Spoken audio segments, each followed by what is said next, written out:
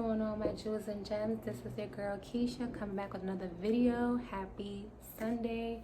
I hope everybody's doing well, and I hope you guys ate, having a good morning. Well, it should be, I think it's afternoon now, but anyway, I hope you guys' day is going good so far. So this video we'll be talking about Buju Banton. He's definitely a famous reggae artist, and he just recently did an interview with the Breakfast Club. So I'm just here to give my review on the Breakfast Club interview with Buju Banton. First of all, it was a really intriguing, interesting, informative interview. If you guys haven't seen it, you guys could check it out, but hey, that's what I'm here for. You guys could hear it, know about the interview through me. So it was definitely a beautiful interview. He definitely dropped a lot of jewels on us, so it was definitely interesting. So let's start off with what he was speaking about. He spoke a lot of spiritual things. He's a very spiritual man, and I view myself as a spiritual woman myself. So a lot of things that he was saying definitely related to me, and most likely relate to you too as well.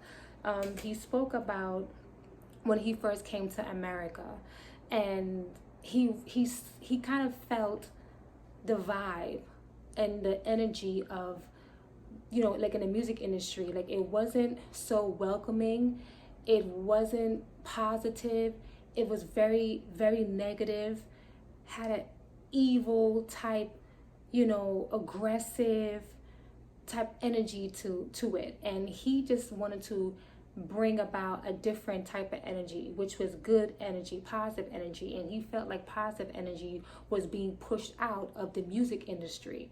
And we all know that because, well, I feel like that at times, because if you guys hear the rap today, my Lord, I mean, the rap today is friggin' crazy. Like everything is, oh, screwing a girl here, banging her there, you know what I'm saying? You know, killing, drugs. You know, like the negative in this world is very, very well glorified over the positive. You know, for me, I'm still stuck, like I mentioned in my other videos, I'm still stuck in the old school. I'm not, you know, I'm still stuck with old school rap because it didn't get to this point. You know, rap wasn't this aggressive. It wasn't this raw. It wasn't this like this murderous, like angry type energy that these rappers are putting out. And you got the young youth listening to this. That's not good. That's crazy as hell. So he has a new album called Upside Down. I got one song that he had with DJ Khaled is a nice song. So he wanted to make that album to uplift people, because clearly a lot of music today is not really so uplifting. I remember before people spoke about bringing back love music, because people don't seem to be into love music no more. No one cares about love making and just, you know, just everybody just making love and just having a good time and just being happy and, you know, putting the violence aside. Don't no one care about that today. What's going on? That stuff is crazy as hell. I'm sorry, I got my notes here. So he spoke about cancers, because he's a Cancer. If you're a Cancer, this is for you. Cancer season. I'm a Leo, and he spoke about cancers and said how cancers are very they have a very strong spiritual essence. Very strong spiritual essence. I have a lot of cancers around me. My pops is a Cancer, younger bro is a Cancer. You know, I definitely have a lot of cancers, you know what I'm saying, in my life or around me. And he mentioned how cancers, like I stated before, are very spiritual people. And, you know, cancers, they definitely speak their mind. They firm, they stand their ground. They could be emotional too. They could be emotional too, but they stand their ground.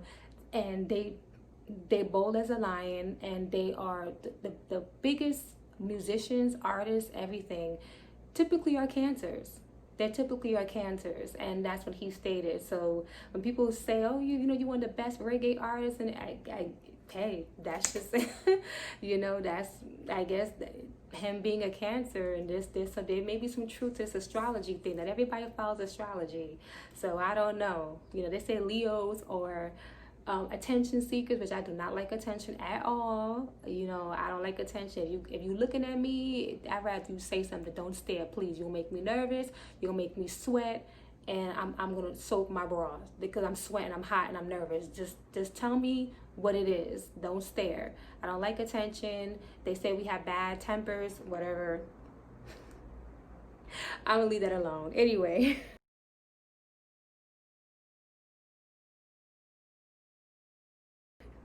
So he also mentioned, because they said he has a gift. You know, they said, how do you feel about being so gifted to bring forth good music? And he was like, one thing I would say about Buju Banton, he's a very humble man, and that's something that people need to. I feel people should practice more, is being humble. Now, there's nothing wrong with being proud of what you have, the gift that you have. That's a beautiful thing, but it's imperative that you stay humble when you are giving something, when you're blessed with something. Of course, it's coming from the Most High. When you're blessed with something, be humble about it. Don't sit there and act like you're better than somebody else because you have this or you have that, you have this talent, you have that talent. Be humble about it. So he said no. He said we're all blessed. I mean, we all are talented. We all have gifts. It's just, you know, we have different levels, but we all are blessed, and that's something that we have to take into consideration. And he says that if you want to get blessed or you want to continue receiving blessings, you have to abide by the Most High laws. You know, if you believe in the Bible, then you will understand. You know, some people don't believe, and that is their decision, that's their business. I'm not here to force and push the Bible on people, but I agree with that because that's what I try to do. And I felt like, and I feel, and I believe that when I started applying biblical laws into my life, I started to see things differently, and I feel good. I feel even better about myself. And then when you do apply the Most High laws, you go to, I'm telling you, it will definitely help out situations in your personal life. It will help out situations in your relationship with your children. The Bible is a beautiful book. You know, you may not want to believe the stories and you think they're fables, but the Bible is an instruction guide. I'm telling you, it will change your life. It will change your life. Make your relationship stronger. What the heck? I wasn't even recording. I'm running my freaking mouth and I wasn't even recording. Damn it. Anyway, so I was just got cut off before, but now I'm back again and I'm gonna continue. So basically he's just trying to say, like, when you have the Bible, it's an instruction guide. And it could definitely change your life. You would think twice before you do something that's off. You would think twice. It's because there's no, like I said, in the community, there's a lot of hate, there's a lot of anger, there's a lot of depression, a lot of mental illness. And that's in other communities too. But I feel deep down in my heart, and I don't think I'm the only one, that is very prevalent in the Black community. Very, very prevalent. It's very deep in the Black community, and we need to change that. There's no unity. There's no love, barely. Now, there's unity when it comes down to somebody getting killed. When one of us dies, that's when everybody want to come together. And it's usually with police brutality. With anything else, no one really comes together for, unless it's a club. Oh, let's go to the club. Let's turn up. Let's go to the party. Let's get lit. But for anything else, y'all not coming together for. Y'all not coming together for that. There's no unification. And that's why the community is upside down. And that's why other nations are looking at us and not giving us the respect that we deserve. We're not getting the respect at all. We need to fix our situation. I understand police brutality is very, very, very important. And that needs to stop too as well. But we have to understand, we have to fix ourselves too. Fix what's going on in our nation, what's going on in our communities, what's going on in our hood. You know, we need to focus on that too as well.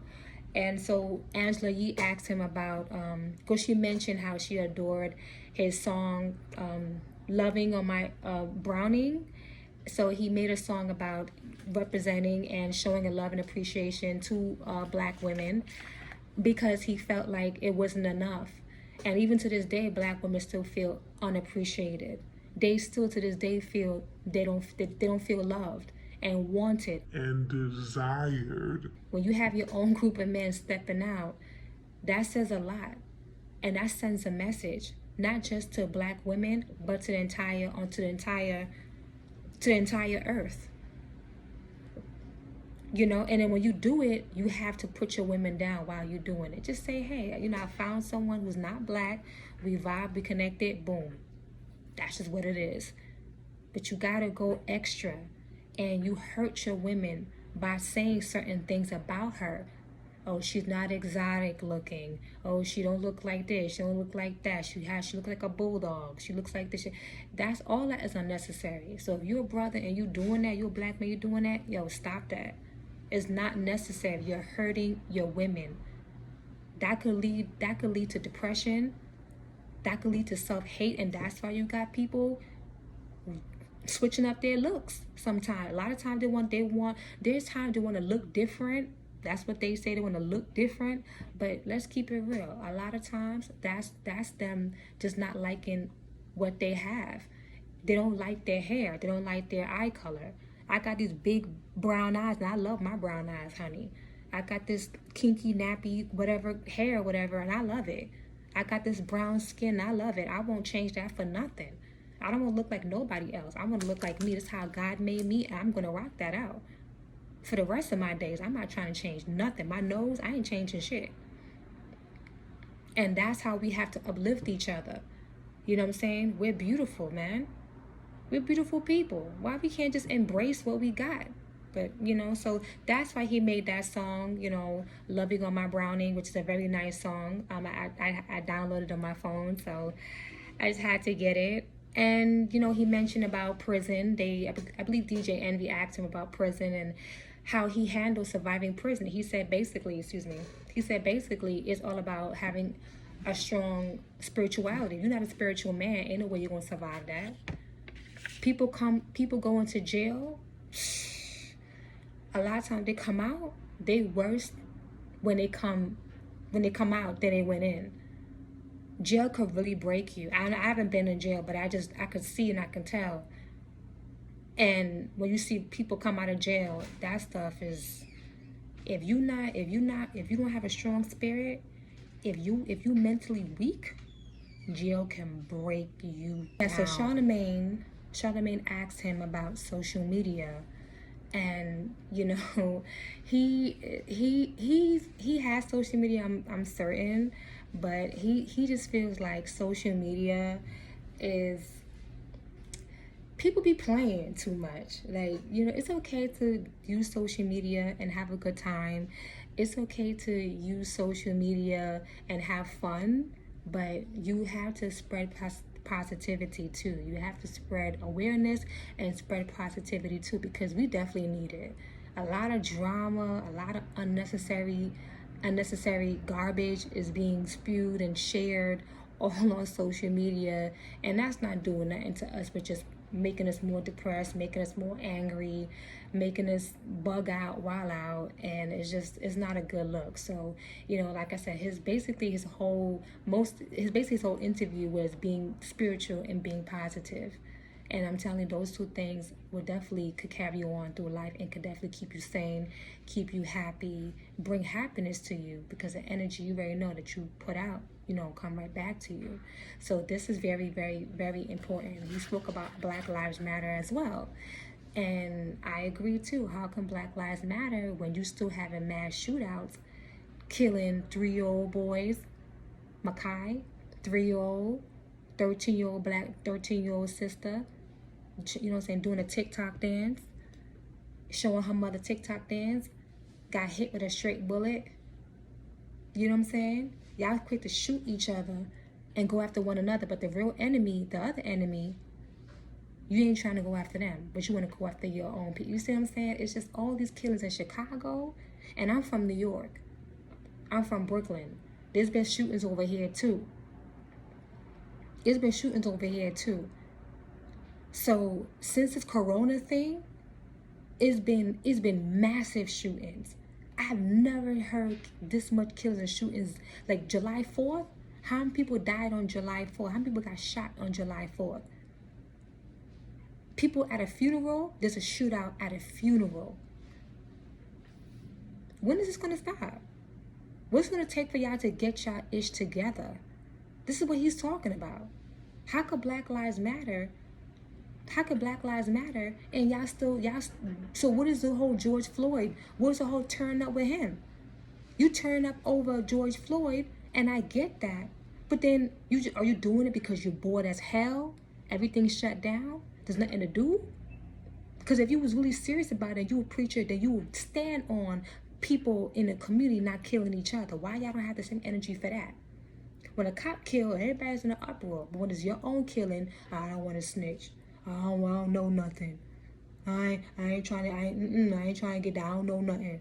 And everybody's silent. Everybody quiet. But when it comes down to white man killing, cop killing, everybody's in an uproar. But with your own people, I didn't see nothing. I don't know nothing. I don't want no parts of that. Come on, man. You got to do better than that. You got to do better than that. And then Charlamagne asked him about his cocaine dealing in case and why he felt that happened. And he said, listen, when you carry yourself a certain way, you're going to have a target on your back. When you move a certain way, you're going to have a target on your back. And people will try to assassinate your character. People will try to prosecute you. And that's exactly how he felt. And that's exactly what happened. Because Christ, he was prosecuted. He was hung on the cross, wasn't he? He was hung. And all he was doing was being a righteous man, telling people what it is. That's all he was doing. And getting people to live their life right. And they killed him anyway. When you stand for something and you stand bold as a lion, there's a punishment for that. Especially here in America. Look what happened to Colin Kaepernick. Y'all remember that. Some people believe he was fake and he wasn't sincere, but look what happened to him. Unbelievable. And he mentioned that when you are prosecuted, that's also a revelation behind that, because that shows people how they really feel about you and who really are your true friends. That's why he agrees and he believes that he don't care to have new friends. He don't care to have new friends. Whoever he knew from years back, that's who his friends is. Whoever he meet moving forward, now and forward, oh, that's just an associate. We could be cool, but friends, And that's how I feel too. Because when you make new friends, you don't know, because you gotta get to know them. You gotta try them out. You gotta test them. It's just so many different things. Listen, for me, I keep my circle small, tiny. Like, I don't need a whole, like a barrage. I don't need to be popular. I don't need to be well known. I don't need a whole bunch of friends. I'm good. I have the same two homies from high school. And I'm 32. Well, 31, pushing 32. Look at how many trying to mess up my age. But I'm 31, pushing 32. And I have the same two friends from way back. You know? Since 2006, so I'm good. Well, of course, before that, because I met the other one when I was 13 years old. So we go back, and that's how it's supposed to be. And Charlamagne mentioned, he asked about the Chinese. We all know them Chinese taking over, boy. Them Chinese is taking over. They're taking over, and it's crazy. And so he mentioned that, and he responded in saying they're trying to gain every asset in Jamaica, and they're doing the same thing in Africa. They're doing the same thing all around throughout the Caribbean islands, and the people and he's saying how his people in his country, they're not paying attention. Everybody's so caught up in social media and just living their life, and you're not seeing that these people are taken from you. How you gonna have another group of people come to your country and take your stuff? How you let them get that far? Why they even there? That's your country. They got their own country. Let them take over there. Next thing you know, they taking, buying. And next thing you ain't gonna have shit. You ain't gonna have nothing because they taking over every damn thing. You're not gonna have nothing. So what you doing? What's going on? And that's why he's saying a lot of people are not paying attention. People's attention span for things that they need to pay attention to is not long. It's very short. When it comes down to the worldly stuff, music, drinking, clubbing, partying, social media, drama. Oh, y'all got attention for that. But when it comes to other things, y'all don't have attention for. You know, next thing you know, when you want to pay attention to something, it's done too late. It's done too late. It's done too late, and then that's on you. And who you gonna blame for that? Everybody want to turn up, have a good time, do what they want to do. No one has time or have any knowledge to do any good. Like you have knowledge to do evil, but when it comes to doing something good, you have no clue. You have no understanding. And that is terrible, and that is what we have to cut that crap out. We have to cut that crap out. That is not cool. You know, for me, I don't care about what's going on. Like, I care what's going on, of course, because it affects me too. But me, I don't care about, everybody want to be popular, everybody want to be seen, everybody want to be that chick, that dude. Not me. I'm Keisha. I'm myself. I don't need to be like anybody else or want to be popular and famous, whatever the case may be. If it happens, it happens. But like Buju mentioned, he's a simple man. He don't need all that, those awards and stuff like that. Because some people, you know, like he sold themselves out. That's why they're able to get all these lavish things and these awards and all this popular, all this fame. No, he's good with his house, his beach, his dog, the mountains he could look at. That's simple. That's all he wants. And for me, it's the same thing for me. Having my husband, having my kids, having my dog, having a beautiful home. You know, I like doing YouTube. I'm good. I have my health. I have my spirituality. That's all I need. I don't need nothing else, really. You know, simplicity, I'm telling you, man, a lot of times that's the best way to go. Now, if you get a car, you get this, you get that, you want all them lavish things, then hey, you work hard, you want to buy those things, that's fine. But I'm telling you, man, simplicity sometimes, man, it could bring peace into your life. Trust and believe that. It could bring peace into your life. You don't need to worry about this and that. It's definitely, you know, that peace is definitely everything for me. And he mentioned about being they asked him about how does he feel. I believe it was Angela. He asked him about how does he feel about being considered an icon. He said, I'm not an icon. I'm here as a servant to do music for the people. That's what he's there for. He's not there for, I want to be most popular. I want to be, no. That's what I'm saying, that Buju is a very humble man. And I definitely like that, because that's who I strive to be.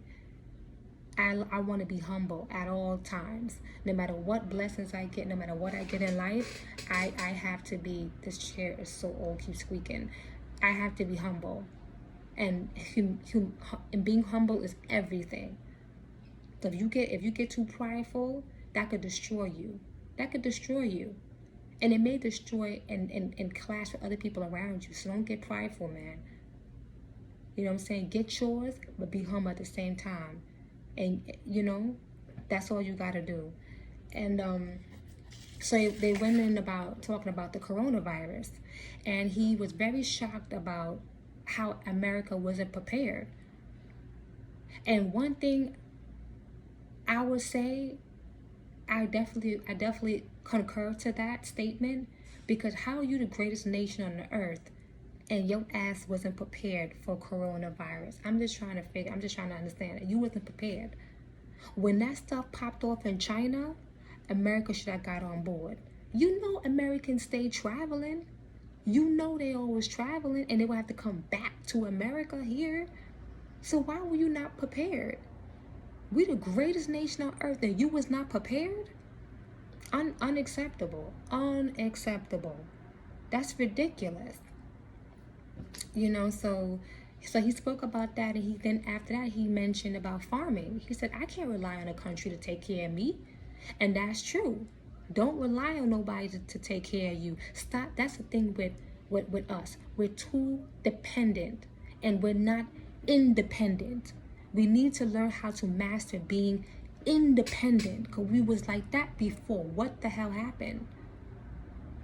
We became too reliant and too trusting, in this system.